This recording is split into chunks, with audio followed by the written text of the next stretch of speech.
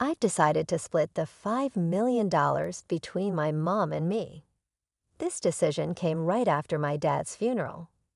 Bob, who had looked through the inheritance papers without asking, said to me, "Elena, don't be greedy." At that moment, I thought to myself, finally, I can quit my job and be thankful for the old man. But then Bob called him a doddering old man. I couldn't help but blurt out, "Are you talking about my dad?" While ignoring my shock, Bob and my mother-in-law were already excitedly talking about buying a new car and going shopping. With everything going on, I couldn't hold back my emotions any longer. I was about to burst.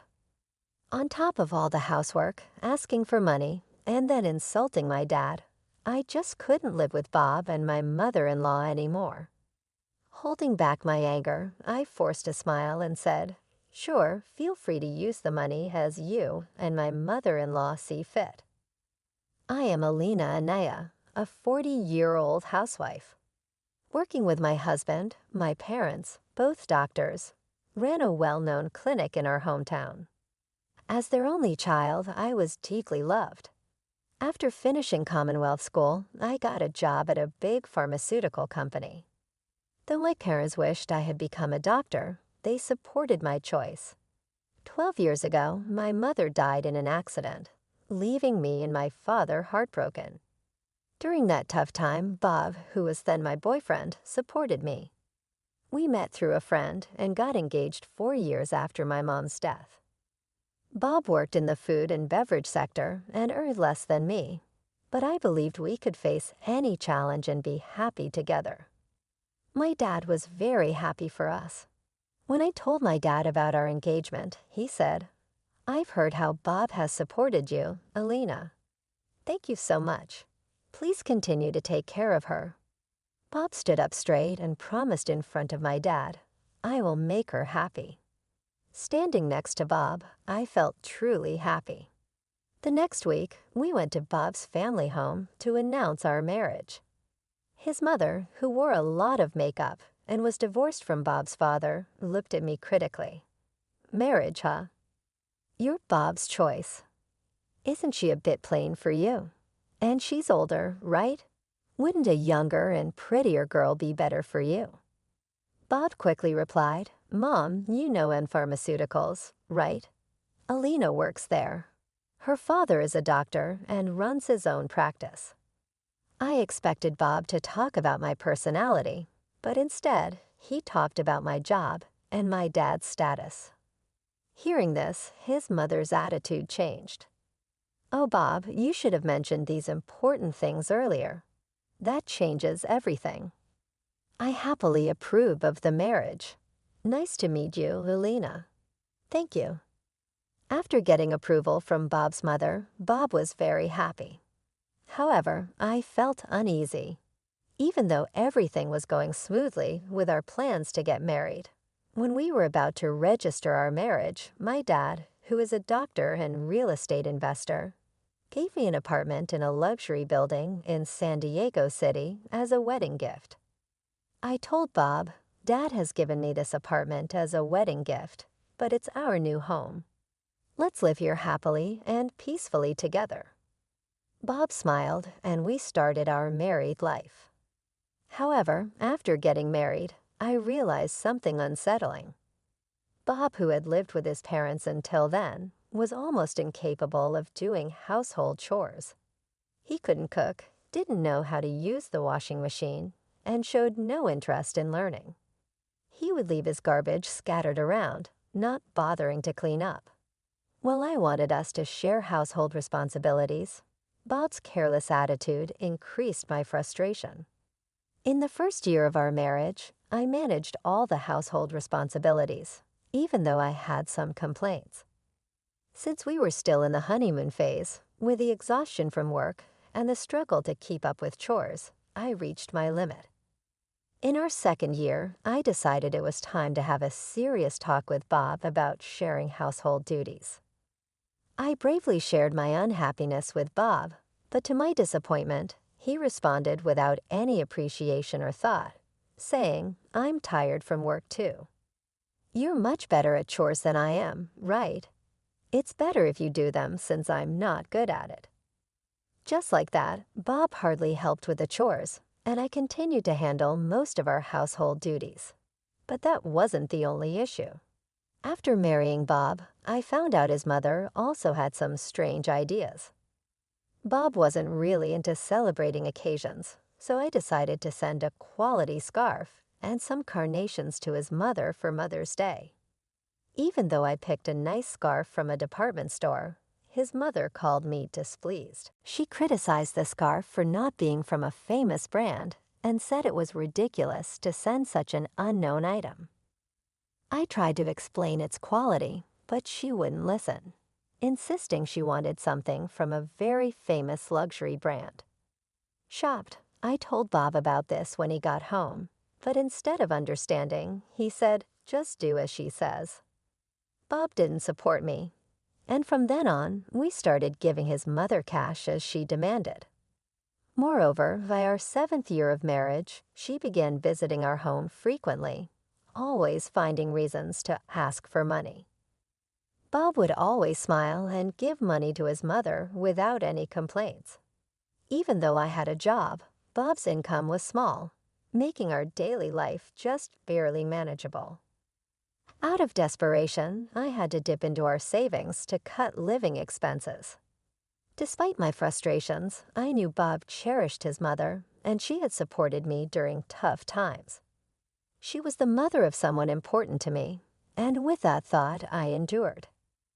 Now, in our 10 years of marriage, I continue to handle all the household chores and keep giving money to my mother-in-law. One day, during this routine, my father, whom I hadn't seen in a while, unexpectedly called me. The story he shared during our rare meeting was shockingly unexpected. He revealed that he was suffering from terminal cancer and that treatment was no longer possible. Overwhelmed with shock, tears spilled from my eyes. My father gently stroked my head, just as he did when I was a child, saying, "Alina, this is fate. Let's accept it quietly." I asked my dad why he even had to go through this. My days became a constant balancing act of work, household duties, and now visits to my father's hospital. While my job was somewhat flexible, managing the house was tough. When I told Bob I would be taking care of my father, he didn't react or offer to help. "It's tough with your father's sudden illness. Please do your best," was all Bob said.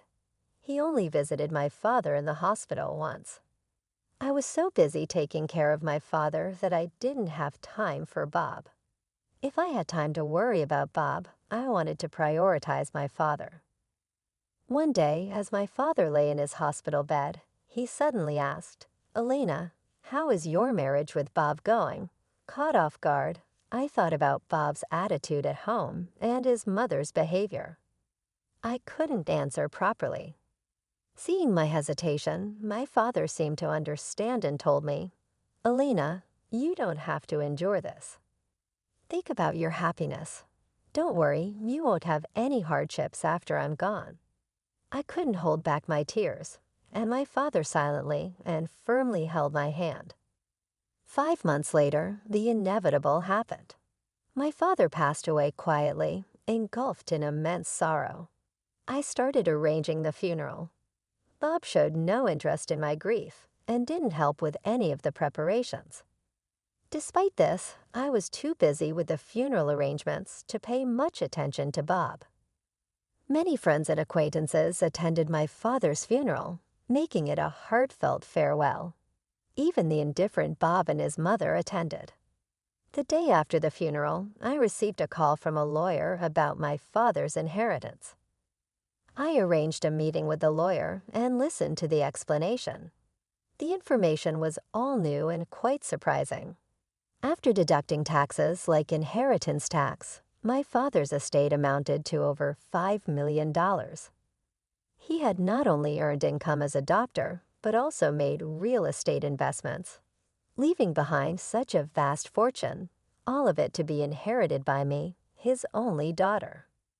Wrapped in surprise and gratitude, yet trembling at the thought of handling such a huge amount of money, I proceeded with the inheritance process. After returning home, I laid out the documents I got from the lawyer on my desk and started reading them. I was so tired that I ended up dozing off on the sofa for a bit. When I woke up, I heard Bob and his mother talking happily in the distance. Bob and Mom too. "When did you come?" I asked as I got up. Bob came over with a big smile and said, "Yes, Alina, well done," confused by his sudden excitement. I noticed the inheritance papers in Bob's hand. "Wait, don't just read those without asking." I was shocked and upset that Bob had looked through the documents without permission. I raised my voice at him, but my mother-in-law, not bothered at all, happily chimed in, "Wow, an inheritance of $5 million. Isn't that amazing? Now we can live comfortably for the rest of our lives." Confused, I couldn't understand why she would say that so suddenly. Then Bob turned serious and continued, "By the way, about this $5 million. I've decided it will be split between me and my mom." It was right after my father's funeral. Bob, having looked at the documents related to the inheritance I was supposed to receive without permission, said to me, "Elena, don't be too greedy. Oh, now I can finally quit my job. I have to thank that doddering old man you are talking about, my dad," I accidentally said out loud. "Well, anyway, let's proceed with the inheritance process and get the money into our joint account as soon as possible," Bob said, ignoring my confusion. At that moment, Bob and my mother-in-law were excitedly talking about buying a new car and shopping. I couldn't hold back my emotions any longer. I was on the verge of exploding, being burdened with household chores, asked for money, and to top it off, they insulted my father while holding back my anger. I replied with a forced smile, "Sure, use the money, you and my mother-in-law." "As you wish." Hearing this, my mother-in-law, seemingly satisfied, cheerfully said, "That's the spirit. Alina is quick to agree now. Make sure you work hard and earn money. I don't want our savings to go down, so work hard," she said. I just nodded and pretended to listen to her selfish words. After that, Bob and my mother-in-law started spending money like crazy. Bob quit his job quickly, and my mother-in-law practically moved in with us, staying at our house all the time. They would leave in the morning and come back with expensive brand items. The five-star restaurant we went to today wasn't as great as I expected. Yes, it was a bit disappointing for us, the sophisticated ones, they would say, acting like they were rich celebrities and dumping all the housework on me. As if I were a maid, Bob seemed to think my father's inheritance would be available right away. He carelessly withdrew money from our jointed account, and my savings of $300,000 dwindled rapidly. When I complained about their excessive spending, Bob just laughed it off, saying, "What are you talking about? Isn't $5 million coming soon? Then this kind of spending is no big deal." I warned him I had already stopped it, but Bob completely ignored me. Then a month later, Bob and my mother-in-law suddenly left for a trip to Bermuda. I wasn't invited and was left alone at home. After seeing them off, I decided to take action. About a week later, while I was relaxing at home, I heard a loud knock on the door, wondering what was happening. I glanced at the intercom monitor and saw Bob and my mother-in-law, both dressed in aloha shirts, standing at the front door. What do you want?" I asked calmly and coldly with anger. Bob yelled, "What are you even talking about? Why won't the door open?" Seeing Bob and my mother-in-law confused as to why the door wouldn't open, I confidently answered through the intercom, "Well, I changed the locks on the door, so of course it won't open." "What? Why?" Bob exclaimed. "Let's talk over this calmly at the nearby cafe. Please go ahead. I'll join you shortly," I suggested. Bob and his mother, after shouting in front of the entrance, seemingly realized it was full, and soon headed to the cafe. Once I confirmed they had left, I felt a moment of relief. I went to the cafe and saw Bob and his mother already there waiting angrily. "Hey, what's this about? Did you change the locks and hand over the new keys right now?" Bob demanded. "There's no need for me to give you the new keys you both need to leave that house," I calmly told Bob and his mother, facing a visibly angry Bob. I showed him a piece of paper. It was a divorce petition. I had already filed out divorce. "You're serious about divorcing me?" His mother was equally shocked and confused. "Alina, why has it come to this?" I spoke quietly to the two of them, who were panicking and flustered. "With the way you've been spending money every day, are you sure your finances are okay?" "What money? Of course it's fine," Bob snapped back, spitting as he spoke. "Your father's inheritance is coming right there. Should still be over $100,000 in our jointed account. Look, I'll show you right now." Saying this, Bob took out his smartphone and opened the banking app to check the account. Suddenly, his expression changed. "What's this? Why is the money gone?" "It was there just the other day," Bob exclaimed. Hearing Bob's words, his mother also hurriedly looked at her phone, her face showing confusion. I revealed the truth to them as they were panicking, not understanding the situation. "Of course, it's gone. I'm divorcing you, so." I moved that $100,000 to my account as part of the property division. "What do you mean?" Bob's face turned to anger for a moment, but then he smirked as if remembering something. "Fine, I'll divorce to then transfer. The inheritance you got from your dad right away after all property acquired during the marriage is split half and half in a divorce right." "Well, you might be misunderstanding something," I replied. "Didn't you know the inheritance I received, even though it was during our marriage, doesn't count for property division?" There was a moment of silence between us. Then Bob and his mother's expressions changed drastically. Perhaps they truly believed they would receive part of my inheritance. I was utterly shocked and could only sigh in disbelief at the unfolding situation. "No, that can't be true," I muttered under my breath. But the truth of the matter was glaringly clear. Her face turned red with a mix of denial and anger. "Please check for yourself," I said with a mocking tone that I couldn't quite mask. Bob immediately started frantically searching on his smartphone, desperate to prove me wrong as he scrolled through the legal texts online, and his face fell. What's this? Why is the money gone? It was there just the other day," Bob exclaimed, hearing Bob's words. His mother also hurriedly looked at her phone, her face showing confusion. I revealed the truth to them as they were panicking, not understanding the situation. "Of course, it's gone. I'm divorcing you, so I moved that $100,000 to my account as part of the property division." "What do you mean?" Bob's face turned to anger for a moment, but then he smirked as if remembering something. "Fine, I'll divorce to then transfer. The inheritance you got from your dad right away after all property acquired during the marriage is split half and half in a divorce right." "Well, you might be misunderstanding something," I replied. "Didn't you know the inheritance I received, even though it was during our marriage, doesn't count for property division?" There was a moment of silence between us. Then Bob and his mother's expressions changed drastically. Perhaps they truly believed they would receive part of my inheritance. I was utterly shocked and could only sigh in disbelief at the unfolding situation. "No, that can't be true," I muttered under my breath. But the truth of the matter was glaringly clear. Her face turned red with a mix of denial and anger. "Please check for yourself," I said with a mocking tone that I couldn't quite mask.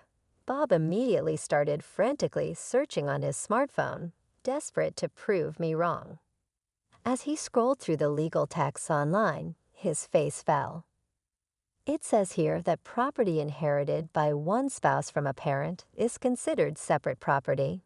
Therefore, it's not subject to division and can't be split between the spouses." His voice was tinged with disbelief. "What? Seriously?"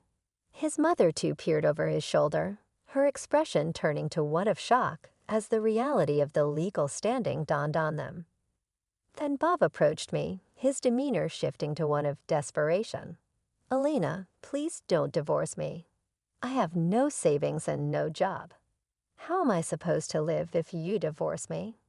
His plea was laden with panic and fear. But I had seen too much and endured too much to be swayed by his sudden show of vulnerability. Facing Bob's pleading, I stood my ground, my voice firm and unwavering. "What are you talking about? Take responsibility for your actions. I will never forget how you and your mother treated me. I'm divorcing you, and I'll go to court if I have to."